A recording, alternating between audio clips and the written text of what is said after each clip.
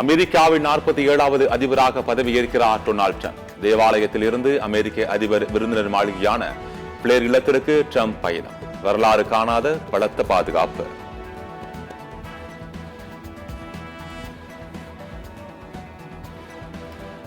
UGC விதிகளை திரும்பப் பெற தமிழ்நாட்டை போல் தங்கள் மாநில சட்டமன்றங்களிலும் தீர்மானம் நிறைவேற்ற வேண்டும். இந்தியா கூட்டணி முதலமைச்சர்களுக்கு தமிழ்நாடு முதலமைச்சர் மு க ஸ்டாலின் கடிதம்.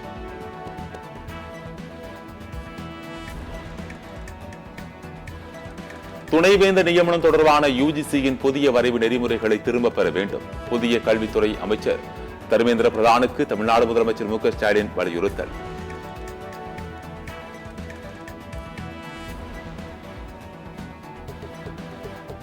தொடர் மழை பனிமூட்டம் காரணமாக நெல் கொள்முதலுக்கான ஈரப்பதத்தை 17 விழுக்காட்டில் இருந்து 22 விழுக்காடாக அதிகரிக்க வேண்டும். மத்திய அரசுக்கு தமிழ்நாடு உணவுத்துறை அமைச்சர் சக்கரபாணி கடிதம்.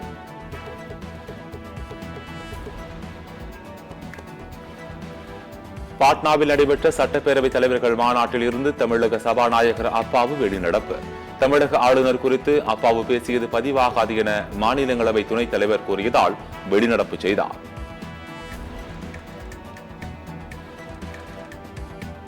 சென்னை அதிமுக அலுவலகத்தை டெல்லிக்கோ அல்லது கமலாலயத்திற்கோ எடப்பாடி பழனிசாமி மாற்றிக் கொள்ளலாம். அதிமுக பாஜக கள்ள கூட்டணி பிரதமர் மோடி நடத்தும் அப்பட்டமான பொம்மலாட்ட நாடகம் என்று அமைச்சர் சிவசங்கர் விமர்சனம்.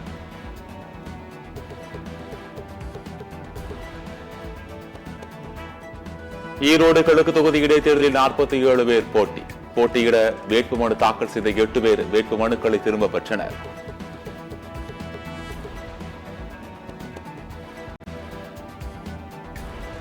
ஈரோடு கிழக்கு தொகுதி இடைத்தேர்தலில் நாம் தமிழர் கட்சி மைக் சின்னம் ஒதுக்கீடு. தேர்தல் ஆணையம் உத்தரவு.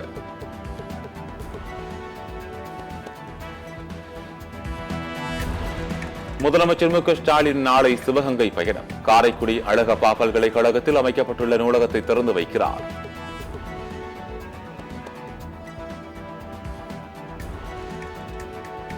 சென்னை மந்தவெளியில் உள்ள 5வது ட்ரஸ்ட் கிராஸ் தெருவுக்கு நடிகர் எஸ் வி சேகரின் தந்தை எஸ் வி வெங்கட்ராமன் பெயர் விரைவில் சூட்டப்படும்.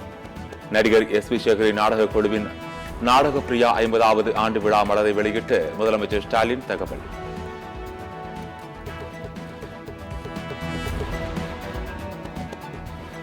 வைகை ஆற்றில் கழிவுநீர் கலப்பதை தடுக்க போர்க்கால அடிப்படையில் நடவடிக்கை எடுக்க வேண்டும். தேனி, திண்டுக்கல், மதுரை, ராமநாதபுரம் ஆட்சியர்கள் அறிக்கை தாக்கல் செய்ய சென்னை உயர்நீதிமன்ற மதுரை கிளை உத்தரவு.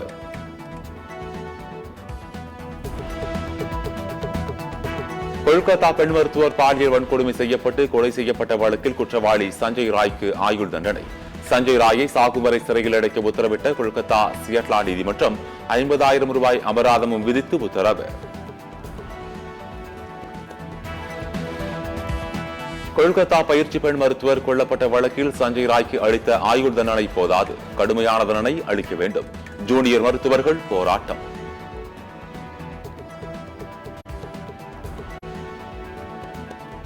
மருத்துவ மாணவி கொலை வழக்கில் மாநில போலீசார் விசாரித்திருந்தால் குற்றவாளிக்கு மரண தண்டனை கிடைத்திருக்கும். சிபிஐ விசாரணை நடத்திய விதம் குறித்து மேற்கு வங்க முதலமைச்சர் மம்தா பானர்ஜி கேள்வி.